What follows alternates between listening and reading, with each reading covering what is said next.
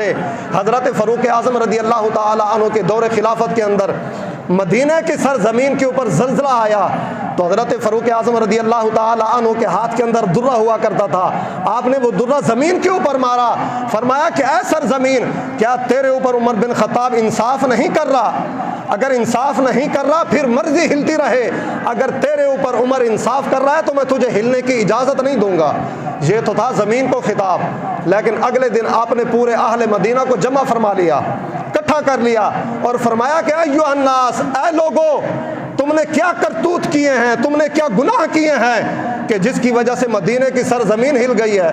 अब वो हजूर के सहाबा थे, अब उनके बारे में हम ये तो नहीं कह सकते कि उन्होंने किसी का हक मारा होगा, किसी का जना को लूट मार की होगी, उन्होंने नमाजों की पाबंदी नहीं की होगी, उन्होंने किसी की ग़ीबत की होगी, किसी पर हसद किया होगा, कोई कत्ल गारत की होगी, ऐसा तो नहीं हो सकता।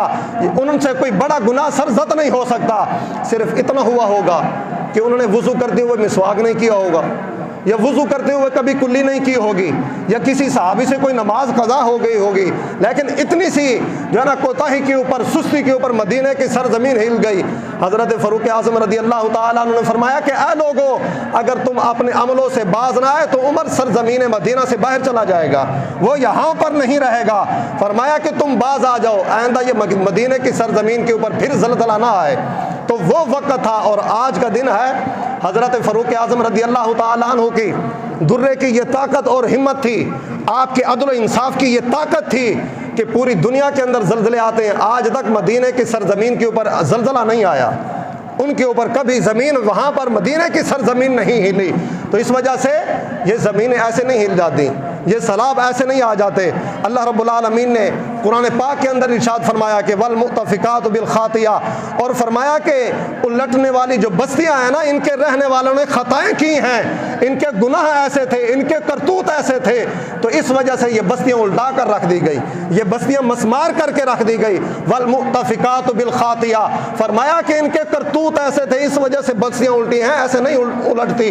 और कुरान पाक के अंदर अल्लाह रब्बुल आलमीन ने फरमाया वलौ अन्ना अहलल कुरा आमनु वत्तक़ौ लफ़तहना अलैहिम बरकातिम मिनस समाई वल अर्द, फरमाया कि और अगर ये बस्तियों वाले ये ईमान लाते, अल्लाह रब्बुल आलमीन पर ईमान लाते, वत्तक़ौ, और तक़वा इख्तियार करते, तो रब कहता है कि लफ़तहना अलैहिम बरकातिम मिनस समाई वल अर्द, तो हम आसमानों से और ज़मीन से इनके लिए बरकतें नाज़िल फरमा देते।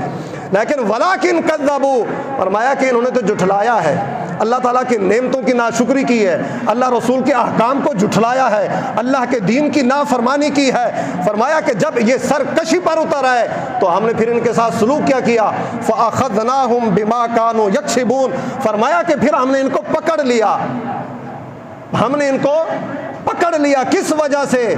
जो है ना, प्लेटें हिलने की वजह से नहीं, बर्फ पिघलने की वजह से नहीं, जो हमारे साइंसदान जो हमारा रुख ही मोड़ देते हैं, इस अल्लाह के अजाब को तरफ हमारा रुख जाने नहीं देते। वो कहते हैं ज़ल्ज़ला आ गया था बस प्लेटें हिल गई थी, सैलाब आ गया बस बर्फ पिघल गई थी, वो इंडिया ने पानी छोड़ दिया था।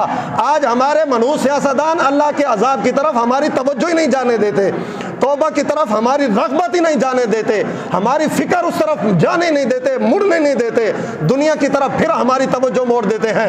रब कहता है कि ये ज़मीन के ऊपर पानी ऐसे नहीं आ जाता, ये ज़मीनें ऐसे नहीं हिल जाती। फरमाया कि ये नाफरमानियाँ ऐसी करते हैं, इनके करतूत ऐसे होते हैं। फ़अख़ज़नाहुम, फरमाया कि फिर हमने इनको पकड़ लिया, बिमा कानू यक्सिबून, बसबब इनके करतूतों के।